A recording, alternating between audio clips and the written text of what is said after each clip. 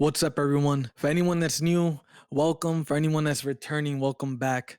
We had a great conversation about God of War last time. That was before we were all done with the game. We're officially done with it. We're in the end game, deep into it, beating berserkers, catching all the side favors and all that stuff. But when I finished the game, one of the things that I wanted to do was, and I wanted to do it so bad, was just go back in like a highlight way and just look at everything that I experienced along the way because it was so much and it happened so fast at the end that it was like I just wanted to reflect immediately, but I couldn't. My mind was racing. We got to talk about Brok and Sindri, man. Yeah. We got to touch on that relationship that you guys are mentioning, and I ended up seeing every single scene with them. We just got to break down what we saw because Santa Monica did a lot of very clever things when it came to that scene. What did you think? What did you take from that story arc of Brok and Sindri and their brotherhood? For me, I loved I just loved the decision of like the trajectory that they took with it, because I feel like in the first game they were more so used as like the comic relief, and like with the introduction of the whole, oh shit, Brok died once before and his soul isn't complete, so like when he does die, he won't go to Valhalla or whatever, or he won't go go to the afterlife. My soul bits. Yeah, exactly. And then also to have the moment, so to introduce that like factor and like the idea of Sindri having to come clean about that, and then all of a sudden to have him, and then also that touching moment between when they go to the forge and see the Lady of the Lake, and like that moment with Kratos where he's just like the weapon needs to be blessed by like a great blacksmith or whatever, and like that whole moment was like really good. So like that alone was good, but then like the twist of like having it, the whole reveal of Odin being Tyr, that not being a real Tyr, and then like Brok being the one to deduce like things aren't fitting together. I just thought that was like I think the pieces ain't welding together right. Exactly. I just really liked how they like really gave those characters who were like maybe considered more side characters, and like really gave them, especially Sindri, like the actor who played Sindri did like an amazing job this game. By the end of it, I was broken along with him. Yeah, like exactly all the way through to like the funeral scene at the end, like which is like I think personally one of my favorite scenes in the whole game. Just like the music, the song that played when Brok died, and the song that played during the funeral is called Rebselman. I think that's like the best song in the soundtrack personally. Like it just it's very good. It's very good. And it was so sad. It was just so fucking sad, and Sindri is so broke. I mean it's sad, but it was so well done. I really enjoyed it. One of the main parts of that scene that I wanted to bring up, because the whole scene was very powerful, when he's in Sindri's arms and he's dying, and Sindri's like saying, oh man, what do I do? Like, do I take him back to the lake? Do I do this? And Brok finally tells him like, nah, man, like, look, I know what you did. It's okay. I forgive you. Something that which when it happened in that moment, Brok knew he was going to die, right? Because he immediately went for the forgiveness. He wanted to make sure he ended on good terms with Sindri. That scene when he passes away officially, and Sindri's just there with the emotion just draped all over his face, completely broken from the moment. The part where he disappears is the part that got me. Oh yeah. Because you're there, you're in that moment with Sindri, you're in that moment losing Brok yourself. If you have headphones on and you got the music playing, god damn it, Brok just got stabbed right in front of you. Yeah. You know what I mean? And for him to disappear like that in a snap just leaves you like, whoa, I was in that moment with you. Like it just cuts you off from the moment, because you know what? That's what everyone wants in that kind of moment, right? The first thing they want is to be alone, to mourn. Right? They want to get away from everything. But the way that they executed it, by the way, the first time on screen that we get to see how they travel between realms. That was the first time I saw it. And I always thought it was when I saw it happen, I was like, that's so cool that this whole time they go in and out, they pop out of rocks and everything. You never see it. But in this moment, all of that doesn't matter. All of that doesn't even come first. The secrecy of it, no. He disappears. Such a genius decision to just cut you off from the moment right there. As soon as you just start tearing up and things start falling, they cut you off right there. What'd you think about that show? Like you guys said in the beginning of the games, in the first game, they're really estranged. And then it just developed so well as it progressed throughout. And now here is like you build a connection with everybody as a group now. And then to see one of them drop dead right in front of you, it's hard, man, because you spent like, 3/4 of this game along with the first full game with these characters. Yeah, is he the first person to go? Was he the first person of the main characters to die? I believe, the good side at least. I believe so. And on top of that, he was like one of Kratos' only like friend that was real straightforward with him. Yeah, honest. Yeah, because everyone. Blunt. That's why Kratos liked him so much. You know. There's definitely a connection there, and then the connection between Atreus and Sindri is a whole other thing because it doesn't just stop, right? Throughout the entire spectacular scene of Ragnarok, I still can't get over that battle scene, and I don't think the ending was rushed at all. Honestly, I thought it did everything it needed to tie up the loose ends, but Ragnarok was what it needed to be. It didn't need to be this whole stretched out experience where you're actually doing all these individual battles, like when you're in that scene and Kratos is leading, his army against Asgard, everything's happening around you. You got dragons flying ahead, you got elves, dark and light, joining in, going straight at the wall. You got Jormungandr fighting Thor in the background with spectacular scenes in the background while you're fighting of just this snake getting tossed around by this little lightning bolt that's just flying through the sky. And then every now and then you get the huge lightning from them fighting. Then you got Surtur popping up like in the middle. Like it was just such a Yeah. spectacular scene. That scene when Kratos calls upon was it Galahorn, Yeah. the horn, and like Oh, that scene when like the man. music swell, like Music. the music swells and like everyone's like gathering behind you and like all the things, it was just that scene was like so perfect. And then like he's just like ready yourselves, and then you just run through that portal. That whole sequence of fighting, I would say like the music is excellent. Bear McCreary is fantastic, but the I don't whole even understand how this man thought of this I know stuff. the way they change up the music, that whole sequence, it makes it so much epic as you're like fighting to like go destroy the war machines. It's like the whole, and then you see like Jormungandr and Thor fighting in the Mhm. background, and then like like Sindri shows up with that thing, that he just hits, and like he's like, don't get to use our weapons anymore, and just like blows up the war machines, and then if you notice, the music again is timed out perfectly to where the music starts like swelling, like again, like super fucking epic. Like I don't know once how you they get to the timed it. I don't know if they have a team dedicated to what they think the player would do, like when they would get to it a must certain be like a point. cue once you like hit a certain point, and like whenever the next beat, Maybe, the like music maybe a that'll certain path or a certain point in the path along the way, right? I just think it was so. I mean, because at times it would sync up with your attacks. I mean, I know yeah, music, life is all about rhythm, you right? fall So into the rhythm, technically, yeah. yeah, you fall into the rhythm, naturally, but the music has to you really have to feel it. You know what I mean? And Bray McCreary deserved every bit of that award at the Yeah, Game Awards, which phenomenal.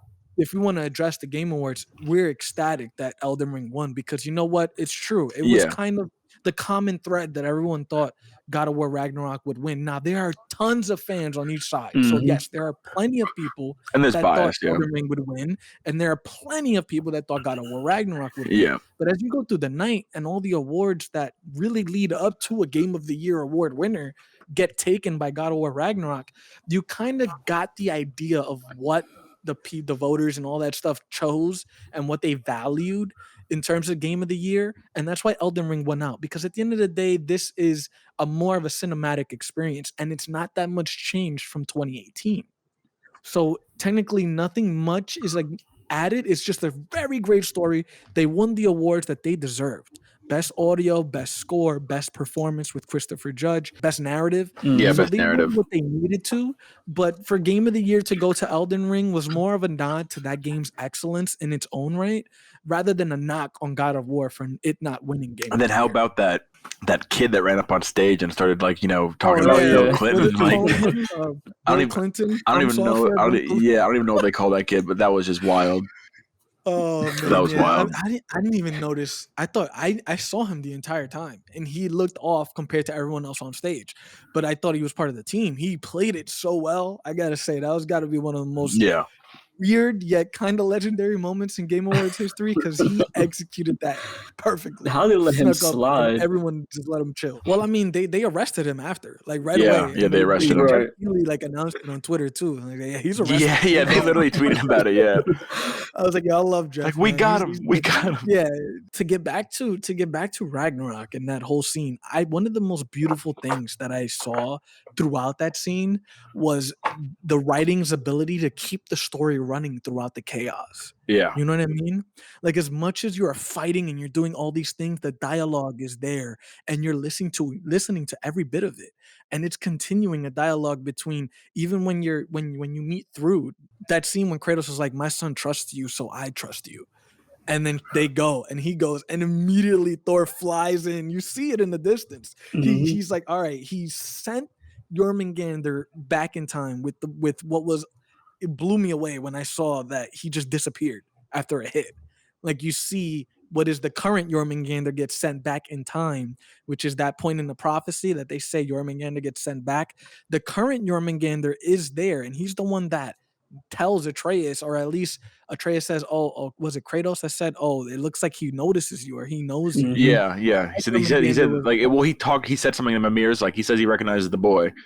Something like yeah, that. exactly. So there are two. A lot of people may be confused Yeah. about what's going Well, on there. There are two. if you even notice like that when Kratos sees the snake, sees Jormungandr and Thor fighting, he even says, "Oh, the snake looks different," and and Yeah. we're like, how did Mhm. that snake follow us through to Midgard? So it begs the question, like, obviously we already saw the impetus of when Jormungandr became Jormungandr because we saw them put the Through giant soul. Angrboda and Loki. Yeah, Yeah. we put the giant. They show them put the giant soul into the snake, and then from there the snake grew. I don't know how fast it grew, so I don't know if the They snake. mentioned it at one point in the story. I think Angrboda mentions it, like, hey, that snake is growing really fast. Yeah, because Yeah. maybe the You know? snake And fighting that's the Thor. idea. Because I think the snake fighting Thor in like that end scene must have been the snake that you put That's the the new soul one. inside of. Yeah, that's what I'm saying. And then Yeah, like the that's the snow, new one. and then like it went back in time, and then like you obviously encounter it.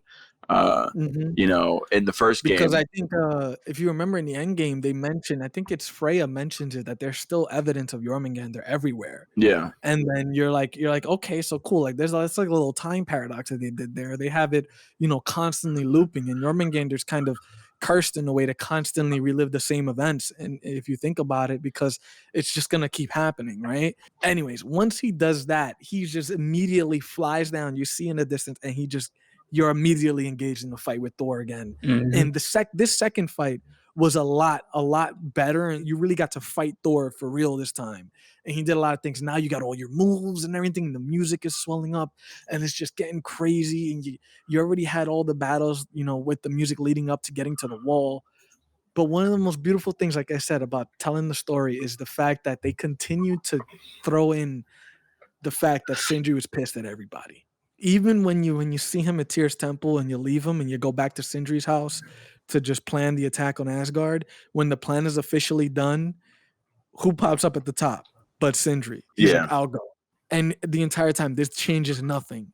This and that. His eyes are bloodshot red. I mean, I can imagine the amount of pain Mm. that he feels. It's just that whole scene was so much to absorb, and and you could go back and play it like 5 times, and it's just there's so much that you can see in the background when Angrboda shows up with Fenrir yeah. in the new Garm body, which, by the way, that was a genius scene for him to just end up putting Fenrir's soul into Garm. Mhm. Just like, Oh all yeah. right. And it makes it, again. That's one of those scenes that's kind of like I love this little twist on like it's a twist on how Fenrir actually is like it is considered an actual Norse myth. You know what I mean? So it's just Mhm. it was a good. I love that. I love that. So smart. Yeah. Was it the first time that Sindri tells Brok he loves him when he's dead? I Because he think that says, "I love we you, that Brok." I think it was the funeral. yeah, that's the first time I can recall hearing it anyway. Yeah, that we hear it I out think I loud. don't know Yeah. if they said it to each other. Did they say it in 2018? Drop it Uh, down in the comments too. I'm not sure. I can't really remember, but I thought there was a lot of significance there when he said, just "I love you," because this is the first time you really see him say it, and he's the sentimental one. Rest in peace to Brok. Yeah, Rest in peace. That man was a brave one. Yeah, that legend. yeah, Dropnir was blessed by him. At least Kratos got the blessing for Yeah, Dropnir. Mhm. yeah, What do exactly. you guys think about the Norns, the Lady of the Forge, and the Dropnir creation scene? Because I think the Dropnir creation scene had a lot of odes back to the original trilogy. Yeah, That was just awesome. Dropnir is one of the best weapons that have been introduced. There are a few other ones that I loved from 3, but in terms of something added new, like this fit in perfectly with Kratos' arsenal. And you gotta love the ring. I mean, come Yeah, on. that's yeah. That's hard. a cool touch. I think Like, the spear gives you a lot more utility in the game. I like It's the really weapon a lot. cool. I thought it was a great addition. When you get into the move set for that, and Yeah, you're going forward, R1 back, R1, then you start throwing the spear. You want to tap triangle to explode them. You got combos running. You switch to your Blaze of Chaos. You start doing a cyclone. Just so much. It just adds so much more to it. and then the runics for it give you a lot of range Yeah. with the army of the army of spears that you can throw up, Mhm. and it just rains down. You keep upgrading that gets Yeah. spectacular. And you got the charge. I think it's called the Huldra charge, which is just another one. I mean, you just feel it, but the blood that he gave for the weapon, turning into that little flag coming off of the spear, such a beautiful touch, man. Yeah, that was a nice And touch. Also, you talked about the Norns before. Also, I just wanted to touch on that. Like that scene with the Norns, I thought was very well done. Also, I really enjoyed like the whole like I don't know, it was like funny like watching them like repeat the lines and like just pissing them off. But then, Like they say it when they say it, yeah, but then it was also like cool how like they're kind of like saying it's like we're not really predicting your fate. It's just like you guys are just so predictable. You know what I mean? that it's easy business. Exactly. Like, It's like for us, it's just like way too easy to predict what you're gonna do because you guys are too predictable. but there is a sort of ability that they have, but it's kind of in the same sense of what Heimdall has. It's more of a foresight in terms of what you can see that they're going to do next or it's going to happen. Maybe it's a little stronger for the Norns, but when it comes to that ability, it's not everything that it's cracked up to be. They literally tell you it's nothing special. We just predict what you do. I was gonna say also just the horse, that kelpie horse thing you ride down there is like that scene is pretty cool too. Like that thing like And him underwater. referencing the hippocamps from Greece. Yeah, exactly. I want to touch on Heimdall real quick. Oh yeah. I want to touch on that fight because we brought it up a little bit before, but I hadn't gotten there yet. That was one of the most visceral scenes I had seen in recent memory. I think maybe since God of War 3, when you're cutting off Hermes' legs, the evil behind it, it was something. What did you think from that? Well, I was gonna say everything about the even just like meeting Heimdall, his character, the way he's portrayed and the way he's like his dialogue is written and the way how much he's built up to be so hated and such a piece of shit that he it reminded me the most of like the original the original series of games in terms of the gods that they had it coming. You know what I mean? They're kind of like they're presented in a light where you really want to kill them. Where like Thor, obviously this game is a bit more conflicting. Odin, obviously you want to kill, but he's less straight up of like an obvious piece of shit. Where like Heimdall is just like, oh wow, I want to beat this guy's face in, like no questions asked, like no matter, like right when I can, like when are we throwing hands, like you want to kill him right away. He was like the one character that really like brought me back to like the how the gods were presented. I feel like in the original series of games, which I enjoyed. I thought it was a nice little touch, and also just like the fight was brutal. Everything about the cinematography from the game, it's bleeding everywhere. When Heimdall first comes up and it's like, all right, we're gonna fight. I just love the way that they pan out the camera slowly, and you can see the detail. Even at that distance, you can see the detail in Heimdall's face. And he just looks at you and he goes, "What you got?" Like, it's just, I thought that was so, I was like, yo, you know what? I'm going to fuck you up, bro. Like, I'm going to mess you up. Like, that's it. Like, it literally started the fight on such a great note. The focus from the punches as you were trying to catch Heimdall, like in those scenes, like he would say, whoop, whoop, whoop, whoop, whoop, whoop, like really quick, was just immaculately done. But you kind of got the idea of what Kratos was trying to do. When it came to Heimdall's foresight, I think I kind of took this away from it. He can see in the future. He can see what you're going to do next. But I think there's another part of it that Kratos has mentioned before many times in terms of it's not about the weapon you have, but the person who wields it and the mind, the power of the mind that they have, how focused they are, right? So it's one thing for Heimdall to have the foresight, but it's another thing when Kratos is getting in close and he's getting in that distance that he needs, and he throws 10 straight punches, right? He's not planning on hitting each one, but he's going to throw them with intent and purpose and accuracy. And he's going to say, you got to dodge 10 straight punches, though. Yeah. You could see what's coming, but can your mind keep up? That he gets in close again, and he throws another 10 punches, and it's like he's dodging them, but it's starting to get him nervous because to keep up with that speed and constantly analyze what his foresight is telling him, he's not able to keep up with it. You know what I mean? So that last punch lands on the cheek, and you're just like, all right, I can hit you. And it literally changes the whole tone of the fight because now you just put a mark on this pretty boy's face. It was great. I love the fact that when you finally like pin him to the ground, like you give him a chance and he just blows up his arm, like, and he just like taps the spear on the ground so it blows up. You're testing me, bro. I'm literally giving you a chance. Like, chill out. I'm trying not to do this. Did you guys notice the whimpering that Heimdall was doing? But like with intent, like he was looking down in fear. Like when you're trying to let an animal maul you and then leave you alone and you want the animal to go away, like a bear, I thought that scene was so powerful when Kratos is just beating the shit out of him and he gets this arm in the wall and then he's just about like he's he's about to tear him apart and Heimdall's face is just in complete fear staring down begging him without words to stop and you're just like wow and he catches himself and then when Shell said and he begging him without words to stop and you're just like, wow. And he catches himself. And then when Shell said, and he's like, you're not gonna walk away from me. He just taps the spear, blows his arm off. I know. I love that scene. It was like so satisfying, bro. Like, yeah. It's just like pressing the button, boom, like damn, oh shit. Like, that spear is something else, man. That spear is something else. When it and came even to that like fight. like when you first use it on him, he's like shook because it caught him off guard. When you know? first tap it and you hit him with it, yeah, and then he's like, "Oh, like what the? You could hit me, like from far now." It's just, it's definitely something he can see. I don't know why. It's kind of I guess it could be kind of a plot hole. I've heard of a couple of people mention it in terms of his foresight. Like if he sees he's throwing the spear, he should also see that he's gonna explode it. But I don't know. If you guys want to go down in the comments and really explain maybe if that's just a plot hole or something that didn't work right, that maybe people discovered. But I thought that was interesting. But that whole fight, you're fighting him, you blew off his arm, he grows it back, and now you're like, all right, I gave you a chance, And he doesn't hesitate, he doesn't stop, he kills him instantly. That choke out was the quickest choke out I've ever seen. Right? Like he didn't let you sit with it. They didn't give you any doubt that he was gonna. He says it in the game. Atreus asks him, "Hey, do you ever think you're doing the right thing?" No, he doesn't care. Like he cares about Atreus' safety, and that's it. He gave him a chance. He said no. He starts fighting him. Okay, he puts him on the ground, chokes him out in like 6 seconds, 7 seconds, and the mauling is happening all in front of Mimir. Mimir's just looking there in shock, like, brother. That's when he says what you say. What you said last week, Brendan. Like, I don't know if we're breaking fate. Yeah. Oh, yeah. I don't know if fate is very face breaking us. Yeah, I love that line. Such a great line for that moment because it really takes you into when he gets up and he's looking down. You see, like, the shocked face they put on Kratos's like face, like he's just like, damn it, like I lost myself there, but he enjoyed that. Yeah. Don't think for a second that Kratos didn't enjoy it as much as he didn't like the end product. He in the moment he was God of War 3 Kratos again. He had Hela in his hands and he cracked her neck in God of War 3. That's probably the same thing. He probably felt the same way, like you pest, So good. Let's talk about the Odin and Thor fights while Ragnarok was happening, and then afterwards when you're in that sanctum with Odin.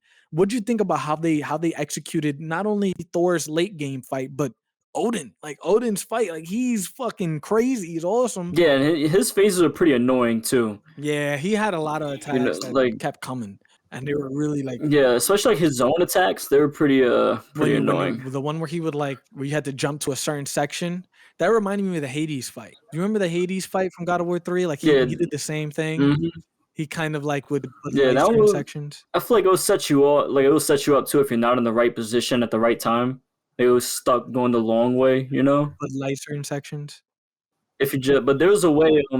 There's like a little bug though to like combat that. If you jump right before it blows up, you won't take any damage because you'll be caught in the animation of like being in between gaps. Oh, that's interesting. That's definitely something they'll patch out as time goes on. Mm-hmm. Yeah, if you're caught in the middle of a section where it's like, dang, like I won't make it in time to run, just jump over to the next one. You won't take no damage.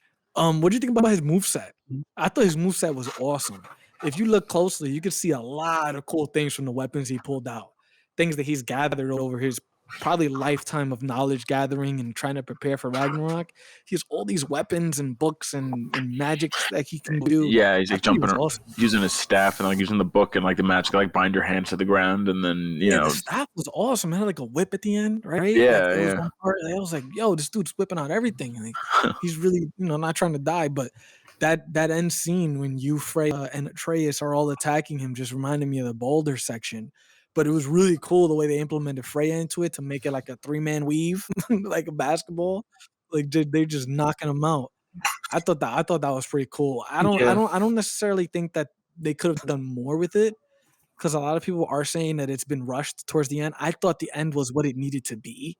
I don't think that because when you think of prophecy, right? Like you don't know everything that happens. It's what the pictures say, but there's so much that happens in between those pictures. So when you're going through like the Ragnarok scene and you're seeing everything that you need to see. right? Right. The Thor fight with Jormungandr. You're seeing Surtur emerging. You're seeing I don't think the Hrimthur's flaw was in the prophecy, but that's one of the main sections, right? You see Angerboda showing up with Fenrir and fighting, and they're like, "Hey, can't catch up. You keep running." You're like, "Oh shit, I gotta go."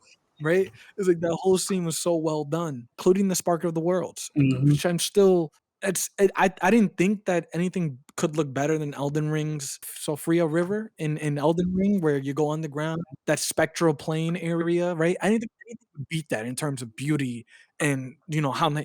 holy shit. Spark of the Worlds Insane. is what is it? Like Loki, at the end of Loki when you meet Kang the Conqueror and you're in that area. Like it looked like that. It looked like where Kang the Conqueror lived. I thought it was very, very well done. That whole scene also with Surtur was awesome. What did you guys think about Surtur and Sinmara and their story? I thought it was cool. I know there's. I watched a video online that was talking about like how that that stuff relates to like the real Norse like context, and like there was mention Exactly. like Yeah. I guess of a Sinmara in the text, but it was only ever like just there was no ever details given besides like being Surtur's wife. So Yeah, it was a way for them. the whole story with the heart and like all that stuff and being separate, like that was all made up for the game, obviously. But I thought it was really interesting and well done. Yeah, it was a way for them to stay together, as you say, as opposed to, constantly being near each other and risking Odin keeping them imprisoned. He found a way to keep her Hmm. out of it. And when his voice first popped up at the Spark of the Worlds, when he fell down, and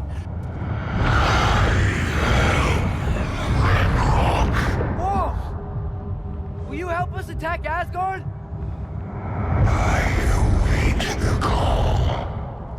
you're like wondering what's happening, and he starts talking like, "I'll be waiting here." God damn. I had my Yeah. headphones on for that. That voice was crazy, That man. fight was crazy too. Oh, the Hristo Mist fight, the two Hmm. Valkyries that you fight there. Oh man, Yep. tremble, And there was tremble. a Yeah, I like that too. and that the quick time event for when Atreus and Kratos handled them. Oh yeah, That towards that the that was end nice. Yeah. with Kratos and Atreus as a bear behind them. Hmm. Yeah. Yeah. That was I hard. seen that picture online. Yeah. I seen that picture online. Now to know where that came from. Yeah, that scene was pretty Hmm. awesome. It was an upgraded scene in a way of what happened with Boulder, but I loved how they were like going under each other and over and behind and doing more of a weave as opposed to just a straight Hmm. up you go, I go. It was really cool how they implemented them fighting both the Valkyries. Yeah. And to show the Atreus, like he's holding his own now against on one on Yeah. ones. Yeah, and he's So he's controlling the able to bear. keep up. Yeah, so it shows he's getting up there, like with his power development. All right. So let's just really touch now that we've kind of gone through a lot of the moments that really, I guess, resonated with us and that, deserve that kind of analysis when you go into it. You want to really just dive into what's going on. Let's talk about that end scene because seeing Kratos obviously come full circle from his journeys in the beginning, from God of War 1 forward, seeing him come full circle and seeing that last image on the back side of that panel that Angerboda showed Atreus and Kratos, which by the way she says right before they actually go to see it when Kratos intrudes on their conversation, she tells him, "Oh, for both of you." Right? And it's not just that, she wants to include him, she doesn't want to overstep and make it seem like she's taking Atreus away, right? It was real. She was actually letting him know like I'm going to take you over there, but there's something for you there too that you're going to love. And when he comes around the backside of that panel and he sees it and he just immediately notices the buildings from Greece. That's the first thing he sees, right? And he pans his way across because the minute he sees that, he knows it's for him. He knows the journey. He goes quickly past everything that he's seen. He just wants to know what's next. Kind of an ode to what Odin's life was based around. The fact that you want to know what's next. There's that angst, right? So he doesn't even look at the first two parts of the panel. He just skims right past them, gets to the part where he's at right now, and what he sees is something that, as he said, is a path that he never knew was there for him, and it was a path that Faye left for him, and this whole like journey that they've had. All the markings everywhere telling them where to jump up, right, where to climb. There's markings along every path. You could look at it as Santa Monica telling you this is where to go, but they cleverly put that as the entire time Faye's telling you where to go, right? But for him to be in that panel being worshipped and seen amongst the realms as a person of peace, as opposed to this person of war that he came from Greece as, it was really something to see. And I don't think that there will be a better, more satisfying moment for a gaming character than that. Because honestly, let's think about it. How many of them have actually been fleshed out as much as Kratos has? You talking about the first 3 games, all that rage, everything, and then you got these 2 games in a Norse saga, really just allowing him to go full circle. We're talking 20 years here, a little less, about 16 years. We're talking of development to bring this character to this point, right? And it all culminates in that scene when he's looking off into the distance, and it's Atreus and Angrboda talking, and they don't even look his way. Kratos just sits back and watches the whole thing develop. He sees the excitement in Atreus's eyes. He notices that Atreus is living a life that Kratos never had. From a young age, he lost his brother Deimos to Zeus, thinking that Deimos was the marked warrior that was going to take him down, right? That was from a very young age. To think that that could happen to him, and his whole life from that point on is just a nightmare, right? As much as maybe he got revenge, he got some satisfaction along the way, but it was all a nightmare, a waking nightmare. Died twice, tortured beyond, belief. Who knows? They never really went into detail about the torture. They just say it right in the first few games. But to see that it was really cool to see, and it was really awesome. And yes, it is a tearjerker. That last scene is one of the scenes that makes you cry like a little bit, because you've been with, at least if you've been with Kratos since the beginning, you really resonate with that moment more than anything else.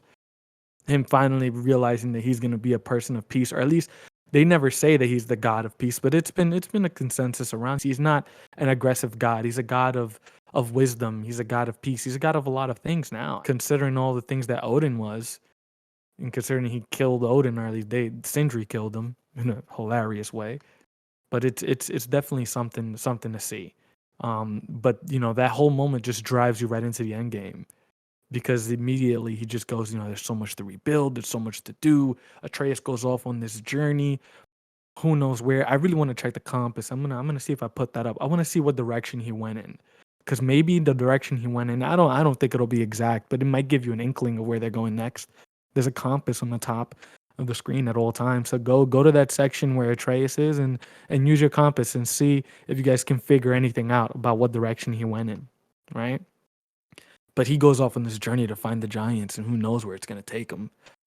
You just look at that as the beginning of his journey, when the beginning of Kratos' journey was when his brother got taken at that same age, give or take. But now Atreus gets to do his own journey at his own terms. He's lost Brok, he's lost people along the way, but he takes it as wisdom and he moves on. It doesn't break him. But it broke Kratos at that age because he didn't have someone there to tell him, like, hey, this is the way you deal with this grief. This is the way you deal with this pain. Zeus wasn't there for Kratos. But with that, I really want to get into the end game. So have you guys been able to go through the end game? What do you guys take away from the ending?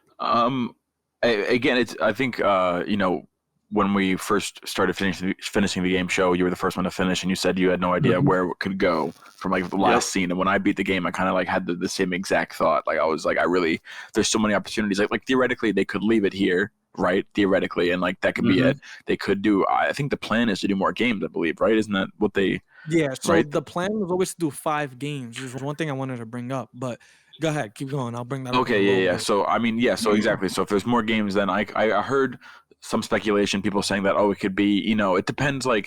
They might do maybe one more Kratos game and then have 2 games where you play solely as Atreus. I don't know, because there was some speculation as to whether or not Kratos was going to survive this game or not. And a lot of people kind of don't like that they didn't go through with the death, but I feel like it didn't make sense for him to die. You know what I mean? 'Cause I just think it's one thing that people need to take into account with the fact that this game is the end of the Norse saga and how rushed it may have felt towards the end.